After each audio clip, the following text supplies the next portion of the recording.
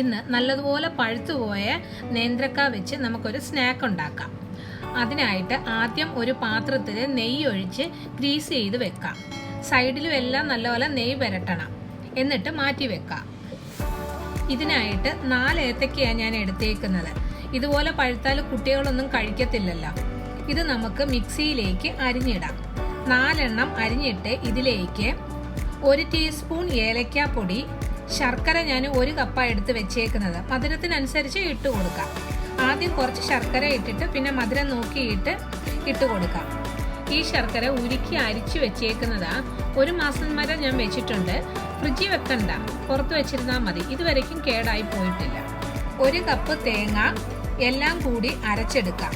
കുറച്ച് ശർക്കരയും കൂടി ഇട്ട് അരയ്ക്കാം. അരച്ച് എടുത്തിട്ടുണ്ട്.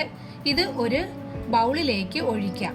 ഇതിലേക്ക് 1.5 കപ്പ് ഗോതമ്പ് പൊടിയാണ് ഞാൻ എടുത്ത് വെച്ചേക്കുന്നത്. ഇത് കുറേശ്ശെ ഇട്ട് ഇളക്കാം. കട്ടയൊന്നും ഇല്ലാതെ നല്ലതുപോലെ മിക്സ് ചെയ്യണം. ബാലൻസ് ശർക്കരയും ഞാൻ ചേർക്കുക. മധുരം നോക്കി അവരവരുടെ ഇഷ്ടം അനുസരിച്ച് ഇടണം. ചിലർക്ക് കൂടുതൽ മധുരം ഇഷ്ടമല്ലല്ലോ, അതുകൊണ്ടാണ് അങ്ങനെ പറഞ്ഞത്. കുട്ടികളൊക്കെ ഉണ്ടെങ്കിൽ 1 ടേബിൾ സ്പൂൺ നെയ്യും കൂടി ചേർക്കാം. അപ്പം നല്ല രുചി ഉണ്ടായിരിക്കും. ഞാനിവിടെ ചേർത്തിട്ടില്ല. കട്ടയൊന്നും ഇല്ലാതെ നല്ലതുപോലെ മിക്സ് ചെയ്തിട്ട് നെയ്യ് തടവി വെച്ചിരിക്കുന്ന പാത്രത്തിലേക്ക് ഒഴിക്കാം. ഏത് പാത്രം വേണമെങ്കിലും എടുക്കാം. ഇതുപോലെ പ്ലേറ്റോ ചെറിയ ചരുവോ നമ്മുടെ സ്റ്റീമറിനകത്ത് വെച്ച് അടച്ചു വെക്കാൻ പറ്റുന്ന പാത്രം ആവണമെന്നേ ഉള്ളൂ. മുകൾ ഭാഗം നിരപ്പാക്കിയതിന് ശേഷം ഇതിൻ്റെ മുകളിൽ ഞാൻ കാഷ്യൂനട്ടും വെച്ച് ബദാമോ ഏത് നട്ട്സ് നമ്മുടെ കയ്യിലുള്ളതെന്ന് വെച്ച് കഴിഞ്ഞാൽ അത് വെച്ചാൽ മതി. ഇല്ലെങ്കിലും കുഴപ്പമൊന്നുമില്ല.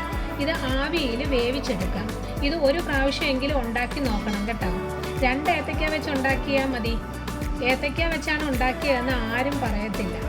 ചക്കപ്പഴത്തിൻ്റെ രുചിയാണ് തോന്നുന്നത്. ചെയ്ത് നോക്കിയിട്ട് കമൻ്റ് ഇട്ടാൽ മതി. ഇത് 1/2 മണിക്കൂർ കഴിഞ്ഞപ്പോൾ ഞാൻ തുറന്ന് നോക്കി.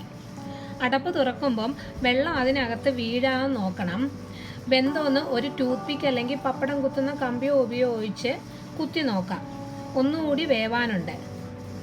ഒരു 15 മിനിറ്റ് കൂടി കഴിഞ്ഞിട്ട് ഇപ്പം വെന്തിട്ടുണ്ട്. ഇനി ആറിക്കഴിഞ്ഞിട്ട് എടുക്കാം. നല്ലതുപോലെ തണുത്ത് നെയ്യൊക്കെ പുരട്ടിയത് കൊണ്ട് സൈഡെല്ലാം നല്ലപോലെ ഇളകി വന്നേക്കുന്ന കണ്ടോ. ഇത് നമുക്ക് ഇനി ഈ പാത്രത്തിൽ നിന്ന് മാറ്റാം. നല്ലതുപോലെ ഇളകി വന്നിട്ടുണ്ട്. ഇത് ഇഷ്ടമുള്ള രീതിയിൽ കട്ട് ചെയ്തെടുക്കാം. കുട്ടികൾക്ക് എല്ലാവർക്കും ഇഷ്ടപ്പെടും. ട്രൈ ചെയ്ത് നോക്കിയിട്ട് ഇഷ്ടപ്പെട്ടാൽ ലൈക്കും ഷെയറും ചെയ്യണം. സബ്സ്ക്രൈബ് ചെയ്തിട്ടില്ലെങ്കിൽ സബ്സ്ക്രൈബ് ചെയ്യാൻ മറക്കല്ലേ. താങ്ക്